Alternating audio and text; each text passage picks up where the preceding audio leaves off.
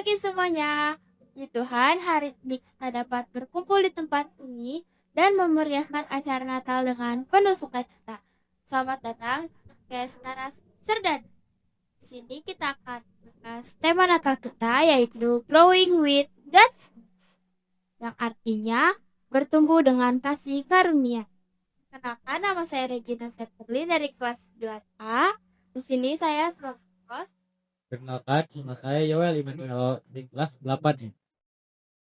Dan kenalkan, nama saya Katu Natania Melaka dari kelas 7B.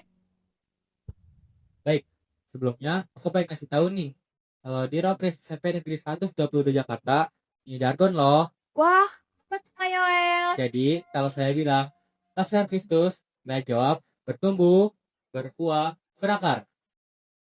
Makna dari dan buah itu apa sih? Jadi, tumbuh, berbuah, dan berakar diumpamai seperti pohon yang bertumbuh dan menghasilkan buah yang baik, dan berakar buah seperti iman kita kepada Yesus Kristus. Dan kalau aku bilang Rokis SMP 122, kalian jawab, bersama Yesus, aku bisa, pasti bisa, luar biasa. Wah, keren banget. Sebelum kita masuk ke pertanyaan, coba yuk kita praktekin. Oke, baik, kita praktekin ya. Pasca Kristus, bertumbuh, berbuah, berakar. Rokis SMP 122, Bersama Yesus, aku bisa, pasti bisa, luar biasa. Wah, keren banget Kakak Yoel dan Kakak Kathleen.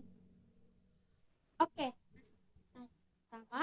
Menurut teman-teman, apa sih makna dari Natal dan kasih karunia? Natal selalu mengingatkan aku bahwa kasih karunia itu Tuhan itu nyata.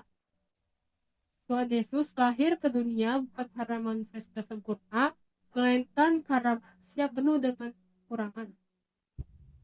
Betul sekali.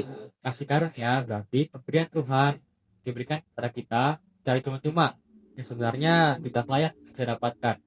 Tuhan Yesus lahir di palungan yang sederhana, bukan buat Tuhan hadir dalam sederhana hidup kita. Oke, kita masuk ke pertanyaan kedua. Kenapa sih Growing God Dress kalian jadikan bagi kalian? Dengan tema Growing with God, aku berharap teman-teman di Rokis SMP 122 Jakarta dapat menyadari bahwa kita dapat bertumbuh di dalam kesabaran, pengampunan, kasih, dan kasih kepada sesama di dalam kasih karunia Tuhan melalui kita. Terkadang hidup tidak akan selalu berjalan mudah. Ada rasa kecewa, kegagalan, bahkan luka. Namun, kasih Tuhan selalu menyertai kita. Melalui Natal ini, kita diingatkan bahwa Tuhan selalu menyertai proses pertumbuhan kita. Nah, betul banget. Bertumbuh bersama Tuhan berarti sama dengannya seperti Tuhan memproses hidup kita agar kita lebih bisa serupa seperti Yesus Kristus.